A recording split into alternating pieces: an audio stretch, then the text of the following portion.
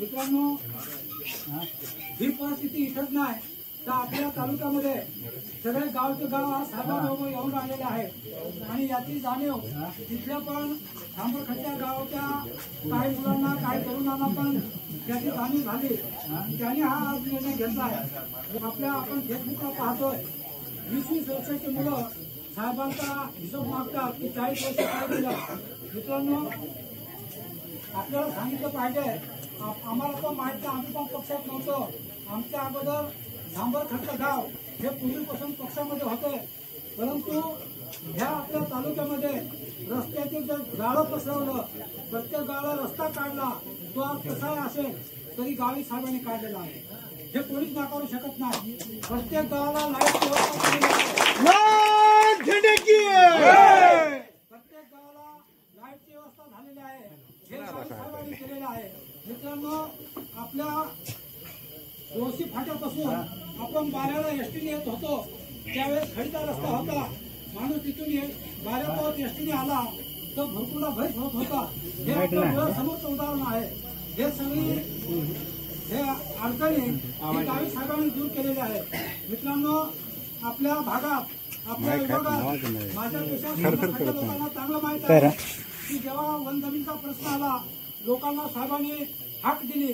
ज्याच्या दंडात हिंमत आहे त्यांनी वन जमिनीवर जा आणि खायस्लाट करा. त्या पद्धतीने लोकांनी करायला सुरुवात केली. काही लोक हसत होते. साहेबांनी अनेक मोर्चे काढले, त्यावेळेस बाकीचे टीका करत होते, परंतु जे जे लोक मोर्चामध्ये उतरले, जे जे आंदोलनामध्ये उतरले, त्यांना पुरावा मिळाला आणि त्याचा फायदा आज वन जमिनीचा पट्टा हा प्रत्येक माणसाला मिळालेला आहे. मित्रांनो, जे काही कार्यकर्ते आहेत, नितीन भाऊ पवार यांचे समर्थक आहेत, यांनी आज या ठिकाणी राष्ट्रवादी अजित पवार गटाला सोडचिठ्ठी देत त्यांनी या ठिकाणी मार्क्सवादी कम्युनिस्ट पक्षामध्ये या ठिकाणी प्रवेश केला आहे. आपण त्यांच्यासोबत या ठिकाणी त्यांची जी काही प्रवेशाची भूमिका आहे ही आपण त्यांच्याकडून जाणून घेणार आहोत. आपल्यासोबत आहेत राष्ट्रवादी अजित पवार गटाचे कार्यकर्ते नितीन भाऊचे समर्थक आहेत. भाऊ, तुम्ही का म्हणून या ठिकाणी माकापामध्ये प्रवेश केला? तर आम्ही या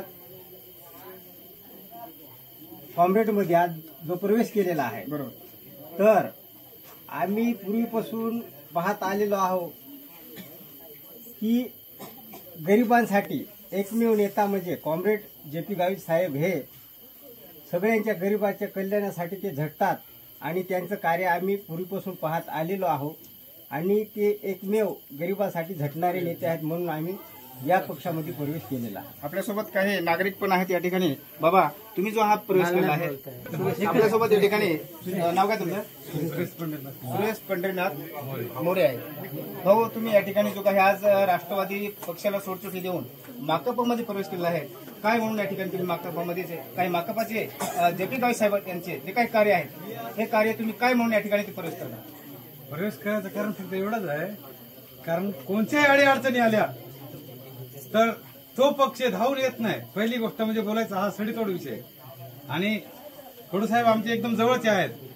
काही गोष्टी म्हणजे मागच्या वेळेस माझा ट्रॅक्टर धरेल हा विषय सांगतो, साधा सोपा तुम्हाला लाईव्ह दावा. प्रत्येकाला फोन केला पण कोणीच साली आले नाही. सांगायचं तात्पर्य विषय. पण मग साहेबांना फोन केला, कडूसाहेबांना लगेच ते 5 मिनिटात तिथे आले. काही नाही, रिकामा ट्रॅक्टर धरेल, तू वळ घेऊन जात होता. मग याच्याबद्दल एक विचार करा तुम्ही. जर हे पदावर असताना जर आमची मदत करत नाही, हे बिन पदावर असताना जरी मदत केली तर आम्ही कुणाकडे सांगा बरं तुम्ही? विषय बरोबर आहे ना. आणि दुसरी गोष्ट, आता जेव्हा आपलं नाशिकला हे आंदोलन चालू होतं तेव्हा हे पदावर असताना नसते तिथं नाशिकला आदिवासींचं आंदोलन, आदिवासीचं, बरोबर. आणि गावित साहेब तिथं काय सांगितलं, गरिबासाठी जीव गेला तरी चालेल, पण आता माझी शेवटची प्रतिती ही आहे का मी काहीतरी पक्षासाठी करीन आणि माझ्या माणसासाठी का करीन, कारण 7-12 निघावा तुलाटाचा याच्यासाठी करीन. माझी 2 आपल्यासोबत त्या प्रतिक्रिया आपण या ठिकाणी जाणून घेतलेल्या आहोत. आणि आपल्यासोबत आता या ठिकाणी या भागातील जे काही सुरगाणा पंचायत समितीचे माजी विद्यमान सभापती आहेत ते सुद्धा या ठिकाणी आपल्यासोबत आहेत. त्यांच्याकडून आपण त्यांची जी काही प्रतिक्रिया आहे ती प्रतिक्रिया आपण जाणून घेणार आहोत. कडूसाहेब, या ठिकाणी आपण जर बघितलं, या ठिकाणी हा मोठा प्रवेश सोहळा या ठिकाणी संपन्न झाला. त्या प्रवेश सोहळा संपन्न झाला त्यानिमित्त आपण काय सांगाल? हा प्रवेश सोहळा होत असताना आवाज जरा करा.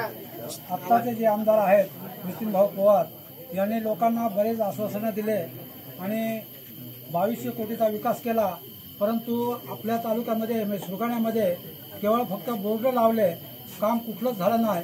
आज जर रस्त्याची परिस्थिती पाहिली तर जाहुला ते दांडीची बारी हा रस्ता जर पाहिला तर मोटरसायकल सुद्धा चालवू शकत नाही. मनखेड ते वरंबाव रस्ता पाहिला याची परिस्थिती तशीच आहे. आज जर नितीनभाऊ पवार हे 5 वर्षामध्ये सांबरखडचा रस्ता साधा करू शकले नाही, परंतु त्या दिवशी मठाच्या निमित्ताने रोंगाण्याला गेले. रोंगाण्याचा रस्ता नितीन पवार यांनी पाहिला असेल, रस्त्याची अवस्था कशी आहे. 5 वर्षामध्ये तो रस्ता त्यांनी पाहिला नाही, परंतु त्या दिवशी सप्त्याच्या निमित्ताने मठाच्या निमित्ताने त्या सप्त्याला गेले, तरी त्यांनी रस्त्याचा कुठलाही विचार केला नाही.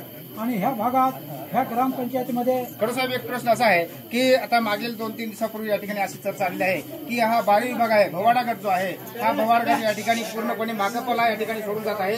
तो पूर्णपणे या ठिकाणी नितीनभाऊ पवार यांच्यासोबत आहे. त्या संदर्भात आपली भूमिका काय आहे? भोवाडा गट हा माकपला सोडून जाणार आहे याची पावती 20 तारखेला मतदान आहे आणि 23 तारखेला तुम्हाला हे सगळ्यांना दिसणार आहे की भोवाडा गटात काय परिस्थिती आहे. मित्रांनो, आज जर सांगितलं तर भोवाडा गटामध्ये काही गावचे गाव निर्णय घेतात की आम्ही गावी साहेबाबरोबर राहणार आहे. तरुण मुलं हे निर्णय घेतात गावी साहेबाबरोबर राहण्याचा, आणि इथं काही पोलिंग हे एकतर्फी गावी साहेबाला होणार आहेत. तिथं कोणी पैसे वाटो काही करो, इथं आमचा माणूस सीपीएमचा आहे, हा कधीही पैसे घेत नाही, त्यांचं मत बाजूला देत नाही. परंतु आज दुसऱ्या एकंदरीत बघता या ठिकाणी सुरगाण्याची जी काही राजकीय परिस्थिती आहे, ही परिस्थितीचा जर विचार केला या ठिकाणी तो काही उंबरठाण जो काही गट आहे, गोंदुणे गट आहे, त्या गोंदुणे गटाची परिस्थिती काय आहे ती थोडक्यात या ठिकाणी सांगा. गोंदुना गटाची नुसती वाफवा सगळीकडे पसरवून देत आहेत, परंतु गोंदुना गटामध्ये सगळ्यात जास्त म्हणजे मतदान हे गावी साहेबाला होईल. मोजण्या इतके लोक हे नितीनभाऊ पवार, पैसे खाणारे लोक, पैसे खाणारे पुढारी हेच फक्त नितीनभाऊ पवार समोर आहेत. आणि त्याची त्यांना जाणीव पण होईल की 20 तारखेला मतदान होऊ द्या, 23 तारखेला गोंदुनामध्ये काय परिस्थिती आहे, कसं आहे हे सगळ्यांना दिसणार आहे. धन्यवाद. या ठिकाणी आपण जर बघितलं तर हा रोंगाणा ग्रामपंचायतीमधील हा मोठा असा पक्ष प्रवेश या ठिकाणी सोहळा या ठिकाणी संपन्न झाला. काही राष्ट्रवादी अजित पवार गटाचे नितीनभाऊ पवार यांचे समर्थक जे आहेत त्या समर्थकांनी या ठिकाणी मार्क्सवादी कम्युनिस्ट पक्ष म्हणजे जेपी गावित यांच्यासोबत काम करण्याचा त्यांनी निर्धार केलेला आहे.